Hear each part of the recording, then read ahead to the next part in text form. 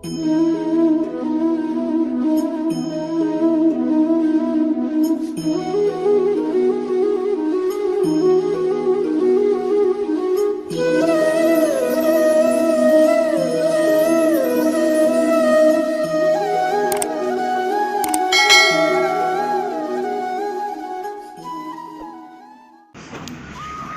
Friends, जय Shri Krishna and welcome back to Laddu Gopal Kripa channel. तो friends, जैसे कि श्री कृष्ण जन्माष्टमी करीब ही है, आने ही वाली है और होप आप सभी लोगों ने जन्माष्टमी की तैयारियां शुरू कर दी होंगी। तो फ्रेंड्स, कुछ लोगों की रिक्वेस्ट थी कि दी जन्माष्टमी का फुल डे रूटीन कैसा होगा, आप ज़रूर शेयर कीजिए।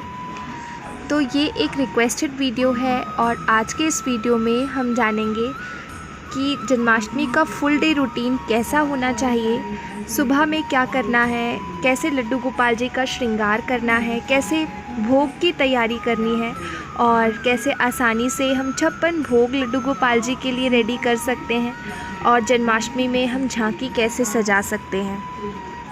तो फ्रेंड्स, यही कुछ चीज़ें हैं जो आज की वीडियो में हम डिस्कस करेंगे। नॉर्मल डे से थोड़ा डिफरेंट होगा हमारा आज का रूटीन जो जन्माष्टमी के दिन का होगा। तो चलिए फ्रेंड्स, वीडियो स्टार्ट करते हैं और देखते हैं जन्माष्टमी फुल डे रूटीन हमारा कैसा होना चाहिए। तो फ्रेंड्स, अब बात करते हैं कि मॉर्निंग रूटीन कैसा होना चाहिए। तो मॉर्निंग रूटीन नॉर्मल हमें सुबह उठकर स्नान करना है, लड्डू गोपाल जी को स्नान कराना है, खुद साफ़ वस्त्र पहनने हैं और जैसे हम डेली पूजा पाठ करते हैं, आरती करते हैं, लड्डू गोपाल जी की प्यारा सा श्रृंगार करते हैं, वैसे ही हमें करना है। और इस दिन ट्राई कीजिए, अगर आप लड्डू गोपाल जी को न्यू ड्रेस, कोई भी न्यू पोशाक पहना सकते हैं तो बहुत अच्छी बात है। आप लड्डू गोपाल जी को उस दिन न्यू पोशाक ज़रूर पहनाएं और बहुत प्यारा, बहुत अच्छा सा इनका श्रृंगार करें, सारी चीज़ें इनकी श्रृंगार में रखें, चंदन तिलक ज़रूर करें लड्डू गोपाल जी का। और इस दिन कुछ लोग व्रत करते हैं, कुछ नहीं करते हैं। तो फ्रेंड्स, ये सारी चीज़ें आप अपनी श्रद्धा के अनुसार करें।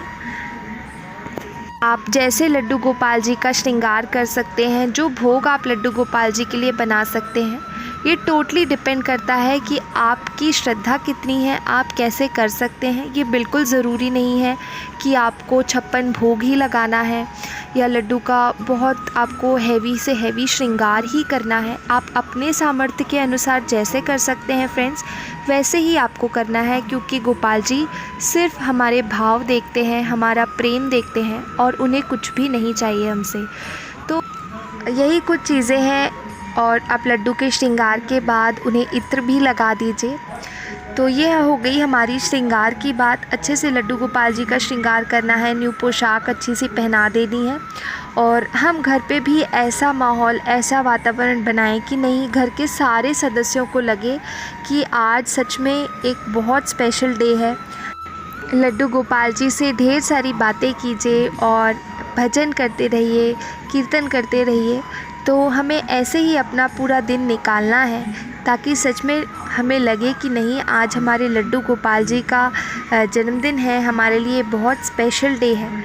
और आप जब तैयारियां करेंगे ना फ्रेंड्स उस दिन, तो आपको खुद ही लगने लगेगा कि नहीं, सच में आज कुछ तो स्पेशल है। तो फ्रेंड्स, आप श्रृंगार अपने अकॉर्डिंग कर सकते हैं, जैसा चाहते हैं। और अगर आप श्रृंगार देखना भी चाहते हैं कि कैसा श्रृंगार लड्डू को करना है, तो कई श्रृंगार वीडियोस भी मैंने चैनल पर अपलोड करी हुई है। और भी हैवी श्रृंगार करना चाहते हैं आप, तो मुझे कमेंट सेक्शन में बता सकते हैं, मैं वो वीडियो भी अपलोड कर दूँगी। तो फ्रेंड्स, ये कुछ बातें हो गई हमारी मॉर्निंग रूटीन की, लड्डू गोपाल जी के श्रृंगार से जुड़ी हुई कुछ चीज़ें हो गई। अब हम जानेंगे कि हम मंदिर का डेकोरेशन कैसे कर सकते हैं, झांकी कैसे लड्डू गोपाल जी के लिए सजा सकते हैं। तो चलिए फ्रेंड्स, अब ये देख लेते हैं।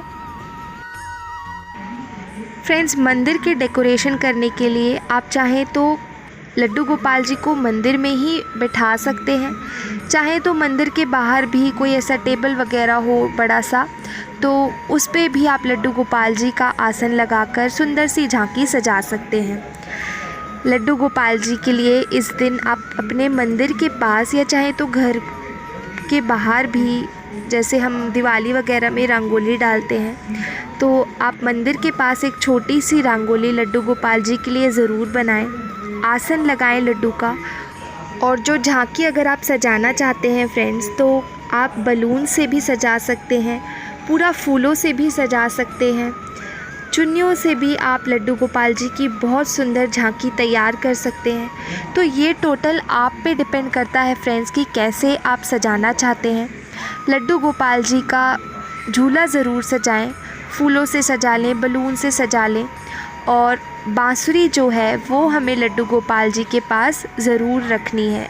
अब आप कहेंगे कि हम लड्डू को तो बांसुरी पकड़ा ही देते हैं, तो मैं इस बांसुरी की बात नहीं कर रही हूँ फ्रेंड्स। जो बांस वाली बांसुरी होती है, थोड़ी बड़ी सी साइज़ में जो होती है, वो बांसुरी आप मंदिर में ज़रूर रखें लड्डू गोपाल जी के पास। मोर पंख ज़रूर रखें लड्डू के पास।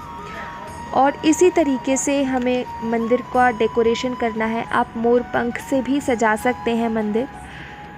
तो ये हो गया डेकोरेशन की बात कि लड्डू गोपाल जी की झांकी आपको कैसे रेडी करनी है। और फ्रेंड्स, इस दिन आप लड्डू के लिए कुछ खिलौने ज़रूर लेकर आएँ। अगर नहीं ला सकते हैं तो आप घर पर भी बना सकते हैं। टॉयज़ बनाने की भी वीडियो चैनल पर अपलोडेड है, आप वहां से चेक कर सकते हैं। तो कुछ खिलौने ज़रूर लड्डू गोपाल जी के लिए लाएं और उनके पास रख दें। तो ये हो गई फ्रेंड्स कुछ बातें कि हमें झांकी कैसे तैयार करनी है। ये तो आप पे डिपेंड करता है, आप अपने अकॉर्डिंग कैसे करते हैं। छोटा सा आइडिया मैंने शेयर कर दिया है। तो फ्रेंड्स, अब बात करते हैं कि हम भोग लड्डू गोपाल जी का कैसे तैयार कर सकते हैं। तो सुबह में आपने लड्डू गोपाल जी को फलाहारी चीज़ों का भोग लगा दिया, फ्रूट्स का लगा सकते हैं। दोपहर में भी आपको वही करना है, फलाहारी चीज़ों का भोग लगा देना है। कुछ लोग 56 भोग बनाते हैं फ्रेंड्स आज के दिन। तो आपके अकॉर्डिंग है ये। अगर आप लड्डू गोपाल जी के लिए 56 भोग रेडी कर सकते हैं तो बहुत अच्छी बात है। अगर नहीं भी कर सकते हैं फ्रेंड्स, जैसे मैं अकेले हूँ, मैं नहीं कर पाती 56 भोग रेडी, तो कोई भी आप 21 चीज़ें ले लीजिए, 11 चीज़ें ले लीजिए, वो लड्डू गोपाल जी के लिए भोग में आप बनाकर रेडी कर सकते हैं। तो जो भी आप भोग बनाते हैं उसमें खीरे और धनिए की पंजीरी ज़रूर शामिल करें। ज़रूर इन चीज़ों का भोग लगाएं। और खीरे का भोग रात में जन्म के बाद लगाया जाता है। और आप बाकी चीज़ें भी रेडी कर सकते हैं फ्रेंड्स, जैसे लड्डू गोपाल जी के लिए अगर आप केक भी बनाना चाहते हैं, लड्डू का बर्थडे है तो वो भी बना सकते हैं।